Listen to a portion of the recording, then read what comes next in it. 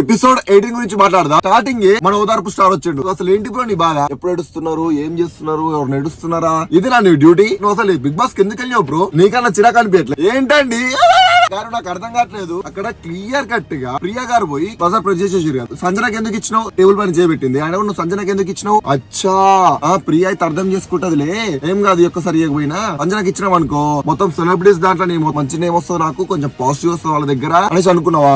Okay అనుకుంటే అనుకున్నావు. మళ్ళీ నువ్వు డిసిషన్ ఎందుకు మార్చినావు అక్క? వచ్చా నువ్వు దొరికిపోయినావు అని డౌట్ వచ్చిందా నీకు? ఒక డిసిషన్ తీసుకున్నప్పుడు ఆ డిసిషన్ మీద నువ్వు స్టాండ్ తీసుకోవాలి కదా. ఆహా మళ్ళీ ఎక్కడ బ్యాడ్ అయిపోతున్నావు, వద్దులే చేద్దాంలే అక్కకి, మళ్ళీ ఉన్న ఫ్రెండ్షిప్ కూడా పోతుంది ప్రియతోని అనేసి అనుకుని మళ్ళీ ఆమెకి ఇచ్చినావా? ప్రియకి ఏమైందేమో పోయి ఏడుస్తుంది. ఎడవగానే కత్తా ఓదార్పు స్టార్ దొరికిందిరా ఆయన. ఇవాళ ఒక కంటెంట్ టీవీలో కనిపిస్తుంది. ప్రియా నువ్వేమన్నావు? అదే యాక్షన్ నీ మీద వేరెవరైనా చేసి ఉంటేనా ఏం చేసేదానికి తెలుసా? నువ్వు మొత్తం బిగ్ బాస్ అంతా సెట్ మొత్తం పీకి అవతలేసేసి మొత్తం మంట పెట్టిపోయేదానికి నువ్వు అంతా రచ్చ చేసేదానికి. హరీష్ అన్న ఏదో డైలాగ్ అన్నావన్నా సంజనతోని, టెనెంట్స్ అంటే పని మనుషులు అనుకుంటున్నారా అంట. నువ్వేం చేసినావన్నా? వాళ్ళు టెనెంట్స్ ఉన్నప్పుడు ఏంటండి తనుజ గారు నవ్వుకుంటే పెట్టండి, పెట్టేది చిరాగ్గా పెట్టకండి. మొఖం మాకు తినబుద్ధి కాదు. ఇప్పుడు నువ్వేం పెడుతున్నావు మొఖం?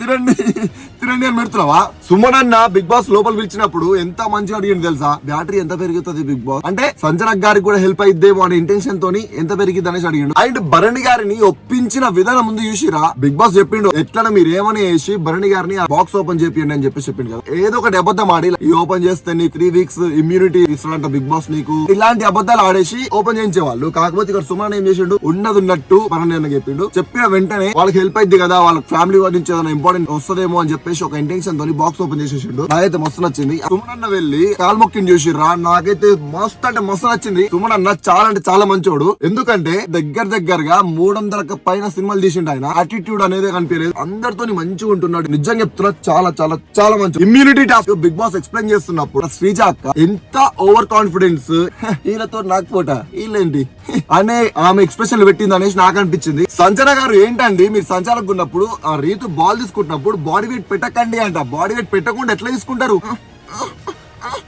ఇట్లా లాక్కుంటారా? ఇట్లా ఫ్లోర్ గా చూసి అయితే ఒకటి నేర్చుకున్నా ఈ రోజు. Eat 5 star do nothing.